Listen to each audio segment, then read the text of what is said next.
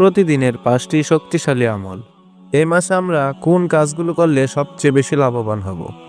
1. কোরআনের সাথে বন্ধুত্ব। এটি কোরআনের মাস, তাই প্রতিদিন অন্তত 1 পারা বা যতটুকু সম্ভব অর্থ সহ কোরআন পড়ুন। 2. তাহাজ্জুদ ও দোয়া। সাহারি খাওয়ার অন্তত 15 মিনিট আগে দাঁড়িয়ে 2 রাকাত নামাজ পড়ুন। এই সময়ের দোয়া সরাসরি আল্লাহর আরশে কবুল হয়। 3. দান সদকা।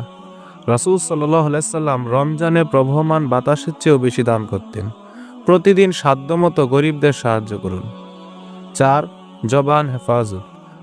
কারো সাথে ঝগড়া করবেন না। কেউ গালি দিলে বলুন ইন্নী সাইমুন বা আমি রোজাদার। 5. ইফতারের আগের দোয়া। ইফতারের ঠিক আগ মুহূর্তে দোয়া কবুলের বিশেষ সময়। এ সময় নিজের ও উম্মার জন্য চোখের পানি ফেলে দোয়া করুন। 5টি আমল আমরা সবাই করার চেষ্টা করব ইনশাআল্লাহ।